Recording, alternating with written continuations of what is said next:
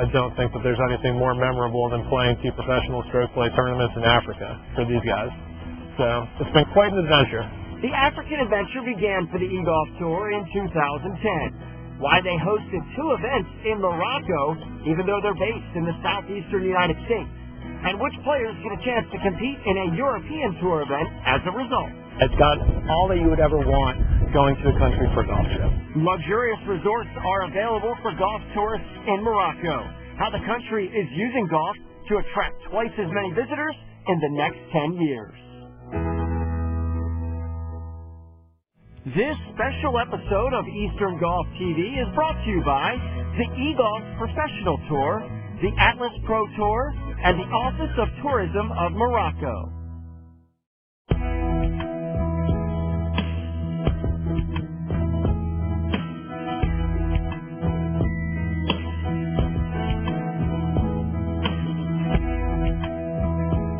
Welcome to the Kingdom of Morocco, a beautiful and diverse landscape with a unique culture and magnanimous views from the shore to the mountaintops. Tourism continues to be one of the fastest growing industries in Morocco. World-class golf is just one of the attractions. The Charlotte, North Carolina-based eGolf Tour has discovered the kingdom's beauty and charm. The eGolf Tour has been welcomed here with open arms to host not 1, but 2 tournaments in Morocco. On behalf of eGolf, we truly want to thank His Majesty King Mohammed VI, His Royal Highness Prince Moulay Rashid, the ATH, the Atlas Pro Tour, all of these people, as well as all the sponsors that helped make our couple events happen. It's been a privilege and an honor to be welcomed into the country of Morocco. What a unique relationship you guys have developed with them. And really the first thing when we were talking about it, it's the one-word question. Morocco? Well, it's been very exciting for us. It's been a tremendous opportunity. And really the driving force behind eGolf coming into the country of Morocco is really a vision that they have, this 2020 vision of creating tourism as a key component of the industry over there. So in 2020, they want to have 20 million visitors. 2010, they had 10 million visitors. They're obviously looking to double that in the next 10 years, using golf as a bit of a driving force behind that. If you're wondering how this unlikely pair connected, it all goes back to a local North Carolina pro. He's the one that got the ball rolling. I definitely think that it was a little bit of serendipity. There's a local pro named Ishmael Maluki who worked at Myers Park Country Club, which is right around the corner from our offices, and he came to us one day and said that he had been talking to some Moroccans from Africa that still live in Morocco, obviously, and they were interested in bringing some American professional golfers over there and to hopefully grow the game that way. And we were just excited to step in and kind of run with it. And we managed to wrangle 10 exemptions into their Challenge Tour event last year, and one of our players that we brought over there, Chris Baker, won the tournament. And from there, it just everything kind of fell into place. Here we are. The original 10 eGolf Tour players to play in Morocco were decided in an event last spring in South Carolina. The ATH and Tourism in Morocco sponsored our event in Columbia, South Carolina last year, and we gave spots to the top 10 players in that tournament in the Challenge Tour event over in Morocco. We actually, it was supposed to be in April, and we flew everybody over there, and the event was actually canceled due to the volcano in Iceland, so that was obviously a singular experience, kind of being stuck over there, and everybody over there treated us extremely well, and all of our players were impressed with the hospitality of the people there, and we're all excited to go back when the event got rescheduled for June. That's when the relationship between the two really accelerated. The eGolf Tour went from bringing 10 golfers to the Challenge Cup event last year to 100 golfers this year, all making the trip to North Africa for a pair of events now listed on the tour's official schedule.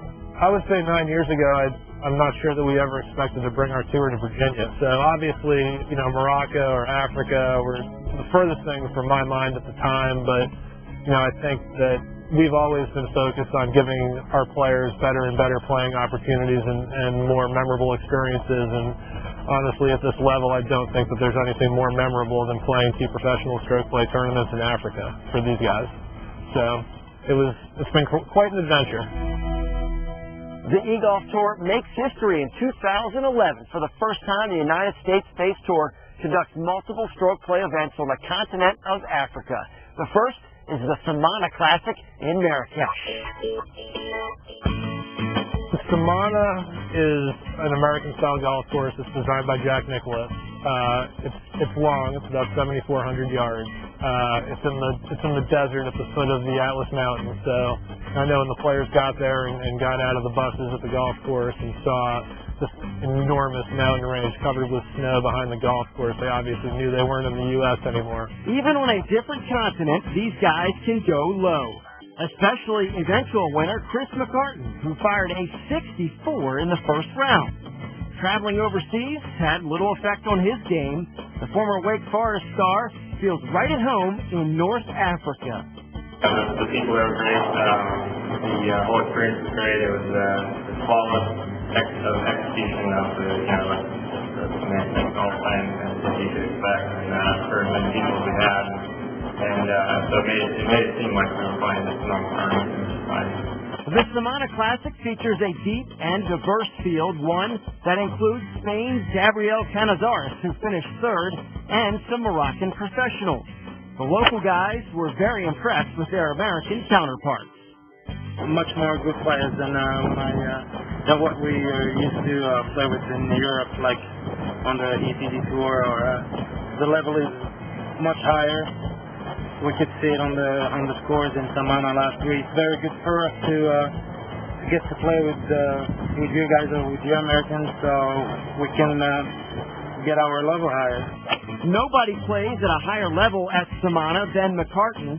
He enters the final round with a 2-shot lead, then runs away and hides from there. McCartan shoots 65 over his last 18 holes.